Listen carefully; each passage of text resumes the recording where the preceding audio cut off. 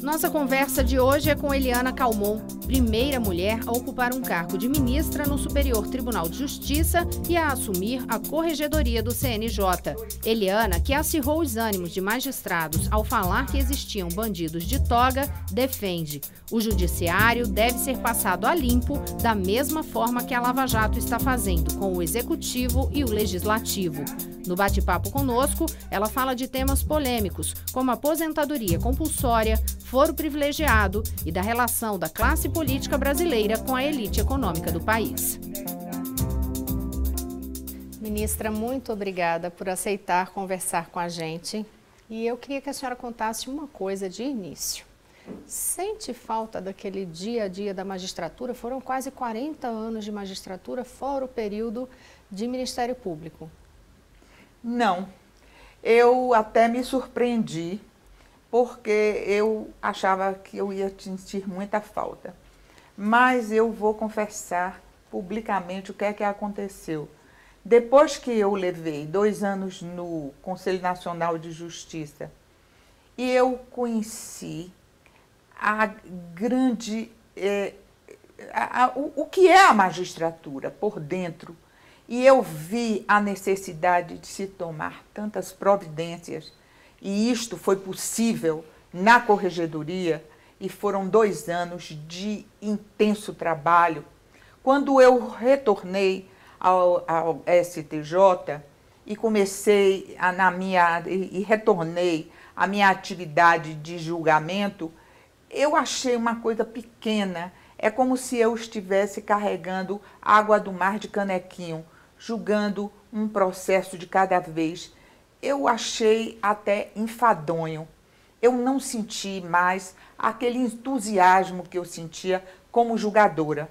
De forma que eu ainda fiquei 1 ano e meio mais, porque eu tinha a Escola Nacional de Magistratura, que eu estava na diretoria da escola, e isso me alentava muito, porque era algo que eu acreditava bastante. Mas eu já não senti mais o elan de continuar na atividade julgadora. De forma que eu decidi que estava na hora de deixar a magistratura. Agora, no período que a senhora estava na Corregedoria, inclusive, justamente por conhecer essas entranhas no judiciário, a senhora disse uma das frases que mais marcaram o seu período ali, né? Que existiam bandidos de toga. A senhora continua com esse entendimento?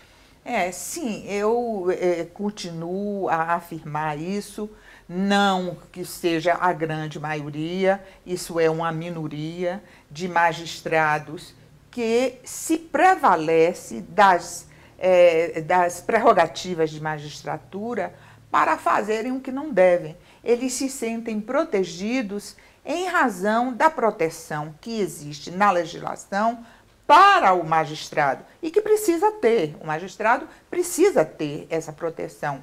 E então muitos magistrados, e esses são minoritários, não é a maioria, é uma pequena quantidade de magistrados que se prevalece disso para, desta forma, ficar fora do alcance da justiça.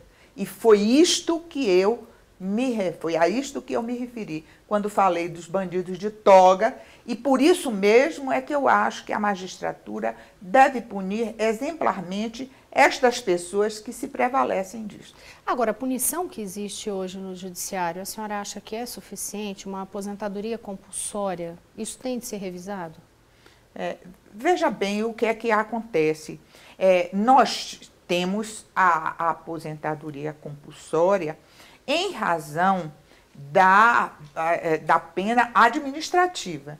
O processo administrativo que corre no Conselho Nacional de Justiça leva a uma pena administrativa, mas existe a perda do cargo, né? A perda do cargo que é feita, é dada judicialmente, o processo judicial. Este nunca termina. São processos muito demorados, porque os magistrados têm foro especial e esses nunca terminam. Esses há a perda do cargo. E na perda do cargo, fica apenas com a aposentadoria em razão do que pagou para a Previdência. Porque o magistrado, ele paga a Previdência. E se ele paga a Previdência, ele tem de ter de volta aquilo que ele pagou, mesmo que ele seja um bandido. O pior dos bandidos, se ele paga a Previdência Social, ele pode se aposentar pela Previdência. Não com as vantagens da magistratura, mas com as vantagens da Previdência. E é exatamente isto que agora nós queremos que na Lei Orgânica da Magistratura seja feito, não é? Não deixar que a aposentadoria deixe de ser uma contraprestação, mas não deixa de ser esse absurdo que é de uma pessoa cometer muitos desatinos dentro da magistratura e sair com os proventos proporcionais e quando já tem mais de 30 anos de magistratura, sai com os proventos integrais. Aliás, comigo aconteceu uma coisa muito interessante, porque um juiz, onde havia muita denúncia contra ele, e eu determinei que um juiz auxiliar fosse até a comarca para averiguar o que estava se passando, porque muitos jurisdicionados estão dando denúncias a respeito desse juiz, e ele recebeu o juiz auxiliar dizendo o seguinte: olha, você diz para a corregedora que eu estou louco que ela me aposente, porque eu estou louco para não fazer nada e ganhar meu dinheiro. Então você disse para ela que me aposente, viu, que eu estou aqui esperando a aposentadoria, que ela vá me tirar, exatamente me dar essa aposentadoria compulsória. E o que aconteceu com ele? Então, isto aconteceu comigo. Ele mandou este recado para mim. Ou seja, você termina dando um prêmio àquele que é um bandido. Né? No caso desse daí, eu fiquei curiosa. O que aconteceu com ele depois? Ou continuou até hoje? O processo, eu saí da corregedoria e deixei o processo lá andando. Possivelmente ou houve prescrição ou então ele foi afastado. Eu não tomei conhecimento. Eu costumo não tomar conhecimento depois que eu saio do cargo. Eu não quero saber do processo, eu não quero saber o que aconteceu nos processos que eu comecei. Eu digo sempre, eu não quero ser justiceira. Quando está nas minhas mãos, eu estou extremamente rigorosa. Eu saio e eu não quero saber. Agora, isso leva a uma discussão que, inclusive, é uma discussão que está em cada esquina que a gente chega e ouve as pessoas falando, que é sobre o foro privilegiado. Tanto o foro da magistratura como o foro dos políticos. Qual é a avaliação que a senhora faz disso? Vê alguma possibilidade de realmente acabar com o foro privilegiado? Olha, nós precisamos fazer uma revisão geral do foro especial. O foro especial precisa existir. Existem autoridades que não podem ficar com o juiz de primeiro grau, porque o juiz de primeiro grau ele está muito distante dos fatos que muitas vezes acompanham o dia a dia de uma autoridade federal, por exemplo. De forma que é necessário que algumas autoridades, mas poucas autoridades, tenham foro especial. A Constituição, e inclusive a Constituição de 88, inchou o foro especial para muitas e muitas autoridades. São mais de 3.000 autoridades que têm foro especial. Me parece que são 3.400, 3.600, mais ou menos isso. Alguém já contou e já disse isso. O que acontece é o seguinte, mesmo para esses que têm o foro especial, precisava que o rito do processo no foro especial fosse um rito mais rápido, fosse mais diligente. O foro especial, o rito processual, é absolutamente execrável, porque demora demais. Eu, como fui do STJ há 14 anos e tinha diversas autoridades com foro especial, que eu era a autoridade processante, eu pegava no capricho para dizer o seguinte, este aqui eu vou fazer para provar que o foro especial é inviável. E realmente é inviável. Quando eu levava afinco, resolvia fazer a coisa e estava na hora de julgar, a autoridade pedia aposentadoria. Pedindo aposentadoria, parava o processo ia para a primeira instância e começava tudo novamente. E a gente já viu isso, por exemplo, na área política, de estar no Supremo, perto de julgar, volta para a primeira instância. Exatamente. Eu tinha um processo gravíssimo, gravíssimo, de um conselheiro do Tribunal de Contas. E este resistiu, a denúncia foi recebida, e um grande advogado de defesa, e quando chegou na hora do julgamento, eu fiz um voto exemplar, o voto tinha 82 folhas, levei para a Corte Especial, no dia do julgamento, ele pede aposentadoria, eu recebo a notícia de que ele pediu aposentadoria. Ele não conseguiu, porque eu mandei saber se tinha sido publicado e não foi publicado. De forma que eu levei e disse o seguinte: aposentadoria não publicada não é aposentadoria. Portanto, aqui ainda continua competente para resolver o julgamento deste processo. Ministra, a senhora tem um jeito firme, duro, muito né? Mas muito firme mesmo, muito seguro, que marcou sua trajetória. Fez muitos inimigos? Eu não digo inimigos, mas muitas pessoas que não gostam desse meu jeito, né? Porque nós brasileiros temos uma cultura de muita permissividade, principalmente com os amigos, né? E nessa atividade de judicante, eu acho que a gente não pode ter amigos, porque amigos, negócio da parte. De forma que eu sou muito rigorosa, tanto com as pessoas que eu não conheço, estou conhecendo pela primeira vez no processo, como para as pessoas que eu conheço razoavelmente bem, como as pessoas que eu apenas tenho algumas informações. E como existe também a cultura do querer bem, sempre existe alguém que vem pedir para um amigo comum. E eu não aceito esse tipo de pedido. Não, é fulano que está pedindo como se fosse ele. Não interessa, eu não aceito. E isso faz com que as pessoas fiquem desgostosas, achando assim, ela não é amiga dos amigos. Sim, Eliana Calmon é amiga dos amigos. Eliana Juíza não é amiga de ninguém, porque eu não posso ser amiga de ninguém, porque ali eu sou a justiça, né?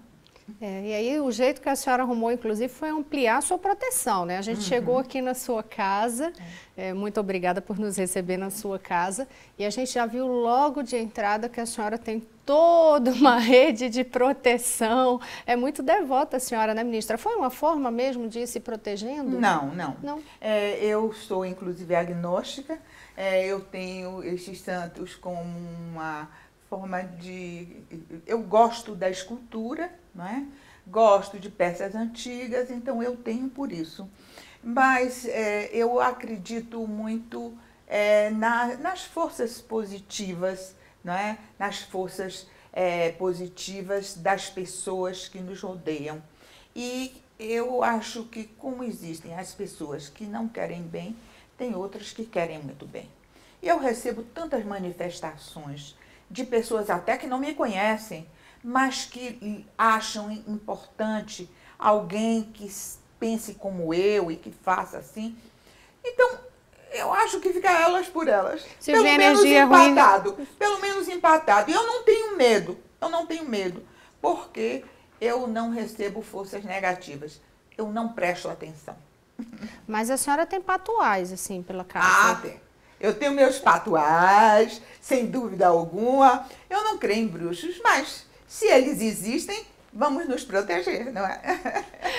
No próximo bloco, a ministra Eliana Calmon vai conversar com a gente sobre Lava Jato e também você vai conhecer um outro dom da ministra na cozinha.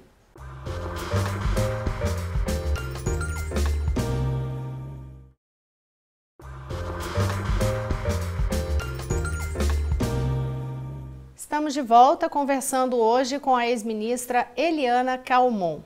Ministra, a gente falava no bloco anterior a respeito de investigações, foro privilegiado. Pegando esse gancho aí, eu queria saber a opinião da senhora sobre Lava Jato. É uma operação que a senhora acha que já chegou na plenitude ou falta o quê? Olha, ninguém sabe o que é que falta. Eu posso dizer que a Lava Jato é um divisor de águas, porque ela estabeleceu uma forma de procedimento do judiciário diferenciada. Tudo começou com o mensalão, que já foi uma posição do Supremo Tribunal Federal que surpreendeu a todos, inclusive aos próprios advogados que estavam atuando no processo e que pensaram que aquilo ia ser um passeio pelas teorias que inventaram a respeito das defesas e, no entanto, não surtiu efeito, já em razão de uma legislação que já era bastante avançada, que era já a legislação da lavagem de dinheiro, né? Que essa lei de lavagem de dinheiro foi um avanço extraordinário. E com a Lava Jato, nós avançamos ainda mais, porque nós temos agora a lei de improbidade empresarial, com estes instrumentos maravilhosos, que é a delação premiada e o acordo de leniência, onde isto fez a grande diferença, né? De forma que nós estamos agora passando a limpo aquilo que todo mundo sabia. Quem é que não sabia a existência de uma intimidade indecente entre a classe política e a classe econômica? Quem é que não sabia que quem elegiam os políticos era a classe econômica? E essa classe econômica, principalmente representada pelas grandes empresas que fazem as obras públicas, né? Pelo financiamento das campanhas, nós sabíamos que estas empresas financiavam as campanhas e também os bolsos destes políticos que atravessavam a vida sendo políticos e terminavam muito ricos. E este dinheiro vinha da onde? Com o salário de deputado? Com o salário de senador? Não podia ser. De algum lugar vinha esse dinheiro. E ninguém nunca tomou conhecimento de onde vinha este dinheiro, de onde vinha o financiamento dessas campanhas, campanhas que foram ficando cada vez mais milionárias. E a pergunta que se faz é o seguinte: por que isso tudo aconteceu? A Lava Jato surgiu de quê? A Lava Jato surgiu de uma série de fatores, e inclusive um fator que eu considero um fator sorte. O primeiro fator foi uma legislação bastante avançada. Uma legislação que foi aprovada por esse parlamento que está aí, um parlamento imundo, mas que foi forçado a aprovar essas leis em razão da pressão internacional. A partir do momento em que o mundo começou a combater o terrorismo, e isso veio a partir da queda das Torres Gêmeas em 2001, quando o mundo ficou todo em perplexidade, começou-se a querer tirar o dinheiro que alimentava o terrorismo. E aí começou-se a combater a corrupção. E a corrupção a partir dos paraísos fiscais e dos países que eram as lavanderias. E uma das lavanderias maiores que nós tínhamos era o Brasil. E aí foi o Brasil forçado a assumir a posição de aprovar leis moderníssimas, como essa lei, onde está a delação premiada e está o acordo de leniência. Esse é um fato, né? Agora, chegou até empresários, políticos. Eu ouvi um dia desse uma declaração da senhora falando que acreditava que isso poderia chegar à magistratura, essa investigação da Lava Jato. Qual o entendimento que a senhora tem especificamente disso, para eu entender onde que a senhora... Não significa que a Lava Jato precisa chegar ao judiciário.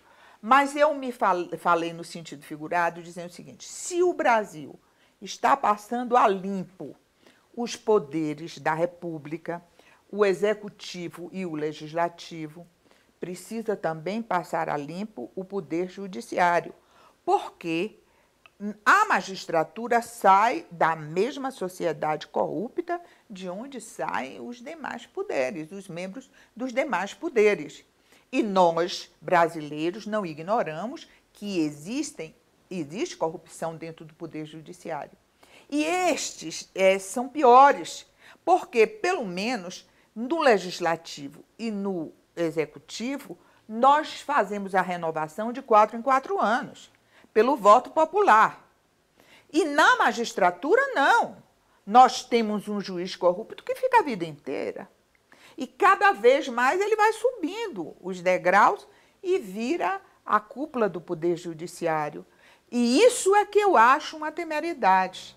Então, nós precisamos fazer a correção disto e me parece que o Conselho Nacional de Justiça, que foi criado para fazer aquilo que as corregedorias estaduais não faziam, ele hoje está um pouco diferente daquilo para o qual foi criado.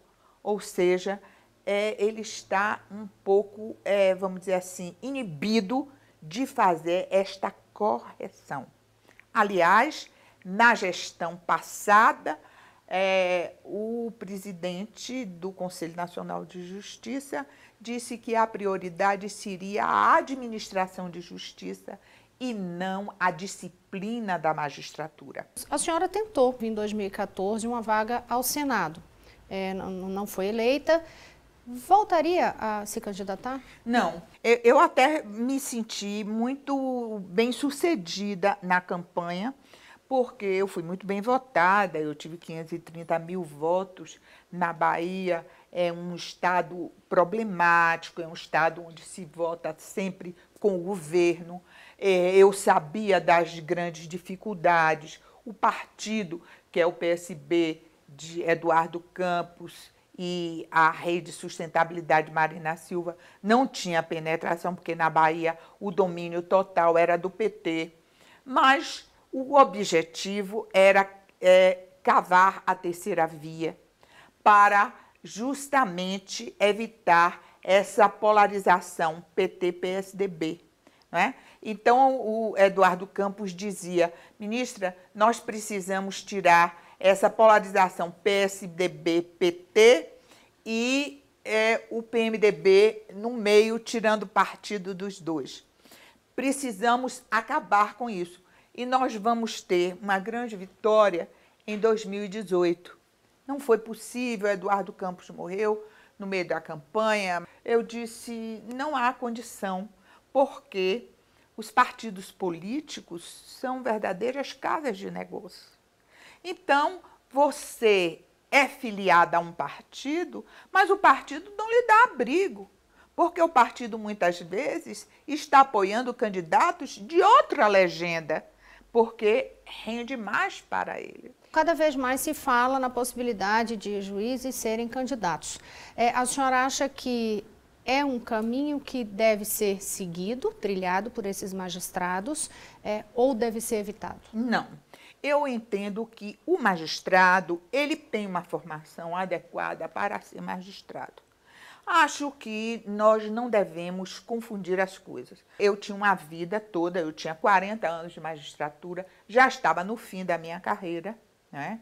E eu fui para a Bahia para começar uma carreira, de forma que eu não quis me aproveitar desta onda. O que eu fico com medo é do juiz populista e de usar a magistratura para se tornar uma figura de proa. E isso não pode acontecer. O magistrado tem de seguir a carreira dele, né? Agora, o meu entendimento é que a magistratura poderia mudar o destino desse país. Eu sempre achei isso. Se seguisse as leis fielmente e fosse menos político. Depois que eu passei pelo Conselho Nacional de Justiça, eu cheguei a outra conclusão, que isso jamais vai acontecer. E é assim, uma coisa muito extraordinária o que aconteceu com o Mensalão, o que aconteceu com o Lava Jato. É uma coisa excepcional, porque fugiu dos padrões. O ponto fora da curva, né? Que ponto até fora se da falou curva. dentro da magistratura. Exatamente, porque a magistratura, de um modo geral, ele está par e passo com a política dominante. Né? E a política dominante neste país é uma política que efetivamente tinha de mudar. Mas eu quero aproveitar, antes de acabar essa conversa hoje aqui, para falar de uma outra paixão da senhora, que rendeu já até livro. Livro que também a senhora não deixou de lado o vínculo com a magistratura. Receitas especiais, mas que virou RESP. É um trocadilho que eu fiz, né? Eu grafei as receitas especiais como a gente grafa os recursos especiais. Já que eu trabalhava com os recursos especiais e com as receitas especiais, eu então resolvi colocar todos no mesmo nível, não é? Eu doei os direitos autorais para uma creche e este livro já está na 11ª edição, né? E toda a renda que a senhora recebe continua sendo doada, continua né? sendo, vai para a creche. Essa creche é interessante porque, mais uma vez, ela favorece a mulher, porque ela pega as crianças das empregadas domésticas, entrega as crianças às 7 horas da manhã e busca às 18 horas, com a barriguinha cheia, tomadinho um banho, leva para casa para dormir com a mãe e no outro dia devolve. Então, mais uma vez, estou ajudando as mulheres. O que é que vai para este livro? Só receitas fáceis, muito fáceis, porque eu também aproveitei o livro para dizer para as mulheres deste país que cozinhar não é demérito para a mulher. Pelo contrário, eu acho interessantíssimo você receber na sua casa e se doar um pouco fazendo as receitas. Eu sou professora de direito, eu sou magistrada, eu trabalho na área jurídica, mas eu também sou cozinheira. Olha, ministra, então já para encerrar, eu vou compartilhar isso com a senhora, viu? Eu sou jornalista, mas eu também amo cozinhar, então compartilho aí. Muito obrigada por essa conversa super agradável. Foi um prazer receber vocês aqui e desta forma fazer este programa para que eu possa levar para as mulheres brasileiras alguma mensagem. Ministra, muito obrigada uma vez mais.